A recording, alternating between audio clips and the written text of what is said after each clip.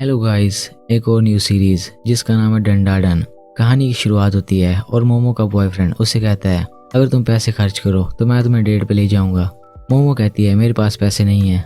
उसका बॉयफ्रेंड कहता है, फिर मैं तुम्हें लव होटल ले जाऊंगा, लेकिन उसके पैसे भी तुम्हें देने पड़ेंगे। तो मोमो से लात मारती है कि तुम बहुत बेकार बॉयफ्रेंड हो, लेकिन मोमो उसके आगे कमज़ोर थी और वो मोमो के पेड़ में लात मारता है और जाते हुए कहता है, आज से तुम मेरी गर्लफ्रेंड नहीं हो। इसके बाद मोमो क्लास में अपने दोस्तों को बताती है कि उसका ब्रेकअप हो गया है। उसकी दोस्त कहती है, अच्छा हुआ, तुम्हारा बॉयफ्रेंड एक नंबर का भूखा है, पता नहीं तुम्हें इसमें क्या नजर आ गया। मोमो कहती है, वो मेरे फेवरेट एक्टर केंटा का कोरस जैसा दिखता है। इसके बाद मोमो बेजारी के साथ क्लास के बाहर चलने लगती है। तभी उसकी नज़र एक लड़के पे पड़ती है जिसके फेलो उसे परेशान कर रहे थे और वो लड़का बस अपनी मैगजीन रीड कर रहा था। तो मोमो उस लड़के के आगे बैठ जाती है जिससे उसके फेलोज उसे तंग करना बंद कर देते हैं। मोमो वहाँ से चली जाती है। वो फिर से सोचने लगती है कि अब क्या किया जाए। तो वो चश्मी लड़का उसके पीछे आ जाता है। वो कहता है, मैं जानता हूँ तुमने मुझसे बात क्यों की। उसे लग रहा था मोमो से पसंद करने लगी है। मोमो कहती है, मैं तुम्हारे साथ दोस्ती करने में इंटरेस्टेड नहीं हूँ, लेकिन वो चश्मिश करीब बन रहा था। वो कहता है, यूएफओ और एलियन सच में होते हैं। यूएसए और जापान की सरकार इस बारे में इन्वेस्टिगेशन कर रही है। मोमो कहती है, मुझे स्टोरी सुनाना बंद करो, मुझे कोई इंटरेस्ट नहीं। लेकिन वो लड़का अपनी बक बक जारी रखता है। तो मोमो गुस्सा हो जाती है। वो कहती है, अपना मुँह बंद करो, तुम्हारी इन्हीं हरकतों की वजह से तुम्हारा कोई फ्रेंड नहीं है। मोमो वहाँ से जाने लगती है। वो लड़का उदास हो गया था। तो मोमो से सॉरी करती है और उसे आराम से समझाती है कि मैं एलियंस पे यकीन नहीं करती, लेकिन मुझे भूतों पे यकीन है। तो वो लड़का हंसने लगता है। वो कहता है, भूत कुछ नहीं होता, जिससे मोमो से बहस करने लगती है कि भूत होते हैं, एलियन नहीं। वो लड़का कहता है, एलियन होते हैं, भूत नहीं। मोमो की दोस्त उन्हें लड़ता देख लेती है। वो कहती है, मोमो को उसका नया बॉयफ्रेंड मिल गया। फिर मोमो और वो लड़का एक दूसरे को चैलेंज करते हैं। ओकारू कहता है, किसी सुनसान जगह पे जाओ, अगर एलियन दिखा तो तुम मेरी नौकर। मोमो कहती है, तुम भी किसी भूतिया जगह पे जाओ, अगर भूत दिखा तो तुम मेरे नौकर। और वो दोनों एक दूसरे का चैलेंज एक्सेप्ट कर लेते हैं। रात को मोमो एबैंडन हॉस्पिटल की बिल्डिंग में पहुंच जाती है जो बहुत वक्त से वीरान पड़ा था। ओकारू कहता है, ये बिल्डिंग एलियंस का अड्डा है, इसकी छत पे जाके दिखाओ, एलियंस तुम्हें पकड़ लेंगे और तुम पे एक्सपेरिमेंट करेंगे। मोमो पूछती है, क्या तुम्हें कभी एलियन नजर आए हैं। ओकारू कहता है, आए होंगे, शायद उन्होंने मेरी मेमोरी मिटा दी। मोमो समझ जाती है इसने कभी एलियन नहीं देखे। दूसरी ओर ओकारू भी मोमो की बताई हुई लोकेशन में पहुंच गया था। ये एक अबैंडन टनल था। ओकारू डरते हुए अंदर जाता है। वो मोमो से पूछता है, तुमने कभी भूत देखा है। वो कहते हैं, नहीं। ओकारू कहता है, फिर तुमने इस सब पे यकीन क्यों किया। वो कहती है, सबका सोर्स मेरी दादी है। मेरे पेरेंट्स मर गए और मेरी दादी ने मुझे पाला पोसा, मैं उनकी बताई हुई बातों में यकीन करती हूँ। इसके बाद टनल में ओकारू को खून से भरे पैरों के निशान दिखते हैं। वो पीछे मुड़ के देखता है, जहाँ एक डरावनी बुढ़िया थी। वो भूत चिल्लाते हुए भागने लगता है। मोमो कहती है, ये जरूर टर्बो ग्रैनी होगी, इसके हाथ ना आना, ये तुम्हें कर्ज कर देगी। लेकिन ओकारू जितना तेज भागता है वो टनल उतना बड़ा होता जाता है और वो टर्बो ग्रैनी उसे पकड़ लेती है। ओकारू की काल कट जाती है। मोमो कहती है, मुझे उसके पास जाना होगा। तभी वहाँ 3 एलियन आ जाते हैं। मोमो भागने लगती है, लेकिन वो उसे पकड़ के उसके कपड़े फाड़ देते हैं। मोमो को होश आता है, वो बंधी हुई थी। एलियंस बताते हैं, हम सार्को प्लैनेट से आए हैं, हमारी पॉपुलेशन में सिर्फ मेल्स हैं और हम अपनी तादाद बढ़ाने के लिए क्लोन टेक्नोलॉजी यूज़ करते हैं, लेकिन अब हम भी इंसानों की तरह मेटिंग करना चाहते हैं, इसलिए हम तुम्हारे साथ मेटिंग करेंगे, फिर तुम्हारे ऑर्गन्स निकाल के तुम पे एक्सपेरिमेंट करेंगे। हम इंसानों को बनाना लेने आए हैं। इसके बाद वो मोमो को सीड्यूस करने के लिए हिप्नोटाइज करने लगते हैं, लेकिन मोमो दिमागी तौर पर स्ट्रॉन्ग थी, वो हिप्नोटाइज नहीं होती। एलियंस फिर भी अपना एक्सपेरिमेंट शुरू करने लगते हैं। तभी मोमो की सेल पे कॉल आती है। एक एलियन कॉल उठाता है और उसके मुंह पे लात पड़ती है। सेल में से वो ग्रैनी निकल आती है, वो उसे काट के दूर फेंक देती है। लेकिन इस ग्रैनी के अंदर ओकारू था। ओकारू पे कर्ज हो चुका था और ग्रैनी उस पे हावी हो रही थी। ओकारू 2 एलियंस को ठिकाने लगा देता है, लेकिन तीसरे की बारी कहता है, मुझसे नहीं होगा। वो एलियन कहता है, हमें बस तुम्हारा बनाना चाहिए। ओकारू कहता है, जो चाहिए ले जाओ, बिकॉज मैं बचपन से स्कूल की छत पे जाके तुम्हारा इंतजार करता था, लेकिन तुम्हारा कोई जवाब नहीं आया। इसके बाद उसका कर्ज फिर से उस पे हावी हो जाता है। एलियन दोबारा मोमो को हिप्नोटाइज करने लगता है। तो मोमो को अपनी दादी का बैकलैश याद आता है। उसकी दादी उसे स्पिरिचुअल एनर्जी बाहर निकालना सिखा रही थी, लेकिन वो तरीका मोमो को पसंद नहीं आता, बिकॉज बच्चे उसका मजाक बनाते थे। प्रेजेंट टाइम में मोमो वही तरीका चेक करने लगती है और उसकी स्पिरिचुअल एनर्जी बाहर निकल आती है। फिर वो तीसरे एलियन को लात मारती है जो बिल्डिंग के बाहर अपने यूएफओ में जा लगता है। ओकारू फुल भूत बन गया था और वो मोमो पे हमला कर देता है, लेकिन मोमो अपनी पावर से उसे ग्रैनी से अलग कर देती है। लेकिन ओकारू पे कर्ज अब भी लगा हुआ था। ग्रैनी कहती है, मैंने इसका बनाना निकाल लिया है। जब तक ये मेरे पास है इस पे कर्ज लगा रहेगा। अगर इसका बनाना वापस चाहिए तो उसी टनल में आके मुझसे मुकाबला करना होगा। इसके बाद ओकारू और मोमो ग्राउंड में आते हैं। दोनों सही और गलत साबित हो चुके थे बिकॉज दोनों के भूत और एलियन सच साबित हो गए थे। मोमो अपनी पावर से ओकारू को अपने कंट्रोल में करती है जिससे वो कुछ नॉर्मल होता है। अगर वो ऐसा ना करे तो ओकारू ठीक नहीं होगा। फिर ओकारू उसी टनल की तरफ वापस जाने लगता है। मोमो कहती है मैं साथ चलूंगी। ओकारू उसे अपने कपड़े देता है कि इन्हें पहन लो वरना मैं सही से फोकस नहीं कर पाऊंगा। मोमो को याद आता है केन टाकाकुरा ने भी ऐसी लाइन मारी थी। वो ओकारू से पूछती है तुम्हारा नाम क्या है। ओकारू बताता है केन टाकाकुरा। मोमो को यकीन नहीं आता कि ये बंदा केन टाकाकुरा है बिकॉज केन टाकाकुरा मोमो का फेवरेट सेलिब्रिटी था। मोमो गुस्सा हो जाती है और उसकी पावर का असर ओकारू से हट जाता है जिससे वो फिर से भूत बनने लगता है। वो कहता है मुझे बचाओ तो मोमो से दीवार में दे मारती है और कहती है अब से तुम केन टाकाकुरा का नाम नहीं लोगे। फिर वो उस टनल की तरफ जाने लगते हैं और सुबह हो जाती है। मोमो कहती है सुबह के बाद भूत नहीं आते, अभी तुम मेरे घर चलो। वो उसे अपने घर के पास ले जाती है और एंट्रेंस से पहले कहती है मेरी दादी से बच के रहना, वो मेरे बॉयफ्रेंड्स को पसंद नहीं करती। पहले भी वो एक बॉयफ्रेंड को मारने वाली थी। ओकारू उसके घर दाखिल होने लगता है तभी उसे आग लग जाती है। मोमो से साथ वाली नहर में फेंक देती है।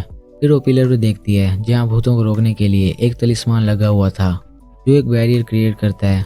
मोमो वो कागज उतार देती है जिससे ओकारू आराम से उसके घर दाखिल हो जाता है। लेकिन उसका हेयर स्टाइल बदल चुका था। मोमो उसका मजाक बनाने लगती है। फिर मोमो घर जाके चेंज करती है और ओकारू से कहती है अपनी पैंट में देखो तो सही तुम्हारा बनाना है भी या नहीं। ओकारू पैंट में देखता है और वो सच में नहीं था। मोमो कहती है मुझे भी दिखाओ।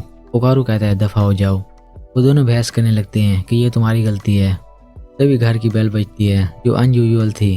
मोमो कहती है हमारे घर दो किस्म की बेल हैं, एक आम इंसानों के लिए और एक भूतों के लिए, और ये किसी भूत ने बेल बजाई है। वो नीचे आती है और साइड टेबल पे देखती है कि वो तलिस्मान जो उसने पिलर से उतारा था वो वापस लगाना भूल गई जिससे भूत घर तक पहुंच गया। फिर वो दोनों जान बचा के बैक डोर से निकलने लगते हैं लेकिन घर के चारों तरफ बड़ी सी दीवार बन जाती है। मोमो कहती है अब क्या किया जाए। वो तलिस्मान पे उंगली फेरती है और उस पर खून लगा था। वो कहती है ये क्या हो रहा है। तभी उसके नाक से खून बहने लगता है। मोमो कहती है अब चीज़ें वाकई मुश्किल हो गई हैं। ओकारू की हालत भी ख़राब थी। मोमो पीछे देखती है जहाँ एक बहुत बड़ा एलियन था। वो कहते तुम इवल लोग हो, तुमने अपना प्रॉमिस तोड़ा। फिर वो एक मुक्का मारता है। मोमो ओकारू धक्का दे के साइड पे हो जाती है और उसका मुक्का दीवार में लगता है। फिर वो दोनों अपनी जान बचा के भागते हैं और वो एलियन कहता है अब ना बनाना मुझे दो। मोमो कहती है ये तो घोस्ट है, ये बनाना क्यों मांग रहा है। ओकारू कहता है ये घोस्ट नहीं एलियन है। मोमो कहती है इसने डोरबेल तो भूतों वाली बजाई है। ओकारू कहता है भूतों और एलियन में कुछ कॉमन होगा। मोमो कहती है मैं अपनी साइकी पावर यूज़ नहीं कर सकती बिकॉज मेरी पावर तुम्हें नॉर्मल करने में बिजी है। वो एलियन घर की छत उड़ा देता है और ये दोनों दूसरे रूम की तरफ भागते हैं जो एक श्राइन होता है। ओकारू का हाथ भूतिया हो गया था। वो कहता है तुम मेरा कर्ज रिलीज कर दो, मैं लड़ने के लिए तैयार हूँ। मोमो उसका कर्ज रिलीज करती है। वो एलियन उन्हें पंजा मारता है और ओकारू तेजी से मोमो को उठा के वहाँ से भागने लगता है। ओकारू ट्रांसफॉर्म हो चुका था। फिर वो एलियन के सामने आता है। एलियन अपने दोनों हाथों से ओकारू को मच्छर की तरह मारने की कोशिश करता है लेकिन उसकी 5 उंगलियां टूट जाती हैं। ओकारू खुश होता है कि ये मेरा कुछ नहीं बिगाड़ सकता। तभी ओकारू का खून निकलने लगता है और वो कमज़ोर हो जाता है। मोमो उसे अपनी तरफ खींच लेती है। इन दोनों को समझ नहीं आती कि अब इस एलियन को कैसे मारें। मोमो देखती है कि वो एलियन सुमो रेसलिंग जैसे पोज मार रहा है। वो कहती है अगर हम इसका हाथ ज़मीन पर लगा दें तो ये हार जाएगा। वो ओकारू को फिर से ट्रांसफॉर्म करती है और ओकारू तेज़ी से उस एलियन की टांग में जा लगता है। उसकी टांग टूट जाती है लेकिन वो एलियन नीचे गिरते हुए अपने सर के साथ कलाबाजी खा के फिर से खड़ा हो जाता है। मोमो कहती है ये चीटिंग है, इसे मर जाना चाहिए था। ओकारू नॉर्मल हो चुका था। वो कहता है मुझे फिर से ट्रांसफॉर्म करो, मैं इसे मार दूंगा। मोमो कहती है इसे मैं ही मारूंगी। लेकिन वो एलियन मोमो को पंच करने लगता है और मोमो घर के एंट्रेंस पे जो दीवार बनी थी उसमें धंस चुकी थी। मोमो कहती है मैं दीवार के इतने अंदर धंस चुकी हूँ, मीन कि मैं एंट्रेंस से बाहर हूँ। फिर वो ओकारू और तलिस्मान को अपनी तरफ खींचती है और तलिस्मान को पिलर पे चिपका देती है जिससे वो एलियन जल के मर जाता है। सब कुछ पहले जैसा नॉर्मल हो जाता है। फिर मोमो बेहोश हो जाती है और ओकारू टर्बो ग्रैनी में कन्वर्ट हो जाता है। दूसरी ओर एक टीवी प्रोग्राम में सेंटा डोडोरी आई हुई थी जो एक सेलिब्रिटी की लाइफ के बारे में बता रही थी कि तुम मैरिड हो, तुम्हारे बच्चे हैं। लेकिन उसके सारे गैस रॉन्ग निकलते हैं और लोग भी सोचने लगते हैं कि इसके सारे गैस गलत निकले। पता नहीं ये फ्यूचर प्रेडिक्शन कैसे करती है। डोडोरिया टैक्सी में अपने घर जाने लगती है। रास्ते में टैक्सी ड्राइवर उसे पहचान लेता है। वो कहता है तुम डोडोरिया हो, तुम्हारे सारे गैस गलत साबित हुए। डोडोरिया कहती है मुझे यहीं उतार दो। वो कार से निकल जाती है। ड्राइवर कहता है मैं तुम्हें सर नहीं करना चाहता, मैं तो चाहता हूँ तुम कोई प्रेडिक्शन बता दो। डोडोरिया कहती है मेरी प्रेडिक्शन के अकॉर्डिंग अगर तुम यहाँ रहे तो मारे जाओगे। दूसरी ओर ओकारू मोमो को ऑब्जर्व कर रहा था और फिर वो उसे उठा के उसे हार्म करने वाला था। तभी एक कील और एक लकड़ी का टुकड़ा उससे आगे लगता है और ओकारू पानी में गिर जाता है। डोडोरिया वहाँ जाती है। वो कहती है मेरी पोती फिर से किसी आवारा बॉयफ्रेंड को ले आई है। तो डोडोरिया मोमो की दादी थी। डोडोरिया का असल नाम साइकी था। टर्बो ग्रैनी साइकी के पीछे से हमला करती है, लेकिन साइकी को मालूम था। ग्रैनी जल जाती है। साइकी ने ग्रैनी के इर्द गिर्द एक सर्कल बना दिया जिसके बाहर एक कील ठुकी हुई थी। साइकी खुद भी एक सर्कल में थी जिसके अंदर कील ठुकी हुई थी। कील अंदर हो तो बैरियर अंदर होता है, कील बाहर हो तो बैरियर बाहर होता है। साइकी कहती है अगर तुम इस सर्कल से निकली तो मर जाओगी। फिर वो ग्रैनी के पास आती है। ग्रैनी कहती है कब तक मुझे इसके अंदर रखोगी, जब मैं बाहर निकलूंगी मैं तुम्हें सबक सिखाऊंगी। साइकी कहती है तुम्हें मारने के लिए ही अंदर रखा है। फिर वो अपने बेसबॉल बैट से ग्रैनी की धुलाई करने लगती है और ग्रैनी सर्कल से भी नहीं निकल सकती। साइकी उसके इर्द गिर्द एक और सर्कल बना देती है। ग्रैनी कहती है अगर तुम मुझे मारोगी तो ये लड़का भी मरेगा जो मेरे कब्जे में है। साइकी कहती है मुझे उन लोगों के मरने से कोई फर्क नहीं पड़ता जो मेरी बेटी को तकलीफ देते हैं। फिर वो लाइन मिटा के उसे जला देती है। रात को मोमो को होश आता है। वो अपने रूम में थी। वो नीचे आती है। साइकी टीवी देख रही थी। वो साइकी से पूछती है तुमने उस ग्रैनी के साथ क्या किया। साइकी कहती है तुम एक कर्स जगह पे गई थी ना। मोमो कहती है तुमने उस ग्रैनी के साथ क्या किया। साइकी कहती है तुम्हें मेरी भूत प्रेत बातों में यकीन नहीं था, अभी यकीन न करो, जाओ किसी और से पूछो। मोमो उससे माफ़ी मांगती है। साइकी कहती है मैंने उस भूतनी को जला दिया। मोमो कहती है उसने मेरा दोस्त पकड़ रखा था। साइकी कहती है श्राइन में देखो। मोमो श्राइन में जाती है जहाँ ओकारू राइस बॉल खाने में बिजी था। वो मोमो को देख के कहता है शुक्र है तुम आ गई। मोमो दरवाजा बंद कर देती है। साइकी वहाँ जाती है। वो कहती है सो तुम्हें ये लड़का पसंद है। मोमो कहती है नहीं। फिर साइकी कहती है जब तक ये श्राइन के अंदर है ठीक है, जब ये बाहर निकलेगा ये फिर से मॉन्स्टर बन जाएगा। मोमो बताती है टर्बो ग्रैनी इसका बनाना ले गई है और वो कहती है मुझसे टनल में मुकाबला करो फिर दूंगी, मैं हर हाल में इसकी हेल्प करना चाहती हूँ। साइकी कहती है मीन तुम्हें ये पसंद है। मोमो कहती है नहीं। वो साइकी को ये भी बताती है कि मुझे साइकिक पावर मिल गई है और जब तक मेरा कंट्रोल रहेगा ओकारू ठीक रहेगा। फिर साइकी टर्बो ग्रैनी के बारे में बताती है कि इसे 100 किलो ग्रैनी भी कहा जाता है। ये पूरे मुल्क में बहुत खतरनाक थी। फिर ये इस टनल में रहने लगी। मैं उस टनल के पास गई लेकिन मैं अंदर नहीं जा सकी। वहाँ की स्पिरिचुअल एनर्जी बहुत स्ट्रॉन्ग थी। फिर वो लोकेशन बाउंड स्पिरिट के बारे में बताती है। कुछ सोल एक जगह टिकी रहती हैं, उस जगह से उनका रिलेशन मजबूत हो जाता है और वो सोल वहाँ बहुत स्ट्रॉन्ग हो जाती है। जब टर्बो ग्रैनी इस टनल में आई तो उसे यहाँ लोकेशन बाउंड सोल मिली। टर्बो ग्रैनी उसके साथ फ्यूज हो गई और ये दो पावरफुल हो गए। इन्हें हराना यहाँ पॉसिबल नहीं। साइकी कहती है ये इस लड़के का मसला है, हमारा नहीं। मोमो कहती है मैं इसकी हेल्प करके रहूँगी। साइकी कहती है फिर तुम इसे पसंद करती हो और वो ओकारू को बताने लगती है कि ये तुम्हें पसंद करती है। मोमो कहती है तुम उसके टनल में ऐसे तलिस्मान क्यों नहीं लगा देती, वो उस जगह से नहीं निकल सकेगी, हम उसे हरा देंगे। साइकी कहती है ऐसा नहीं है, ये सिटी टर्बो ग्रैनी का टेरिटोरियल बाउंड्री है, जब तक कोई सिटी में है हम उसे नहीं हरा सकते। तुम उसके साथ टैग खेलो, वो तुम्हें पकड़ने के लिए मान जाएगी।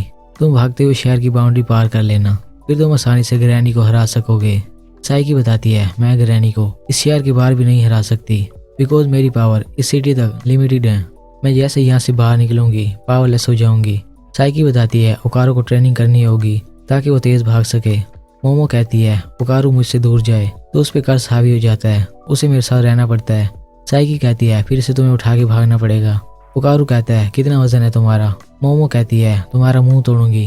अगले दिन साइकी टीवी देख रही थी जिसमें उस सेलिब्रिटी के बारे बताया जाता है। उसका सच में एक बच्चा था और वो 27 साल का बंदा था। साइकी की बातें सच साबित होती हैं। मोमो ओकारू के लिए चाय लेके जाती है लेकिन ओकारू को वॉशरूम जाना था। मोमो से रोक के रखती है बिकॉज उन दोनों के बीच दीवार हो तो मोमो की पावर काम नहीं करती। इसका मतलब मोमो को उसे हकते हुए देखना पड़ता। वो दोनों ये नहीं चाहते थे। साइकी मोमो से पूछती है तुम अपनी पावर कैसे यूज करती हो। मोमो बताती है मुझे ओरा टाइप हाथ नजर आते हैं जो चीज़ों को पकड़ते हैं। अगर ये हाथ मिल जाएं तो ओकारू की पावर सप्रेस हो जाती हैं, अगर हाथ दूर हो जाएं तो ये मॉन्स्टर बन जाता है। वो बताती है मैं इन हाथों से कुछ फासले में पड़ी चीज़ों को उठा के पटक सकती हूँ। साइकी कहती है अपनी आंखें बंद करके अपनी सेंसिटिव पावर यूज करना सीखो बिकॉज तुम अपनी आंखों पे बहुत निर्भर करती हो। मोमो अपनी आंखें बंद करके ओकारू का मॉन्स्टर सप्रेस करने लगती है लेकिन वो ध्यान नहीं लगा पाती। प्रेशर की वजह से ओकारू मरा जा रहा था। वो वॉशरूम करने घर भाग जाता है। ओकारू वॉशरूम घुस जाता है। मोमो से देखते हुए उसकी पावर सप्रेस कर रही थी और ओकारू भाग रहा था। तभी सब सुर्ख हो जाता है। साइकी फ्रीज हो जाती है। और फिर से टर्बो ग्रैनी समन हो जाती है। वो कहती है आई रात मुझसे मुकाबला करने आओ। उसके जाने के बाद सब नॉर्मल हो जाता है। साइकी के नाक और कान से खून निकल रहा था। रात को साइकी उन दोनों को तलिस्मान कपड़े पहनाती है। वो बताती है ये कपड़े बुरी स्पिरिट से बचाते हैं। फिर मोमो और ओकारू ग्रैनी से मिलने के लिए निकल जाते हैं। ओके गाइस, ये था पहला पार्ट। Thanks for watching.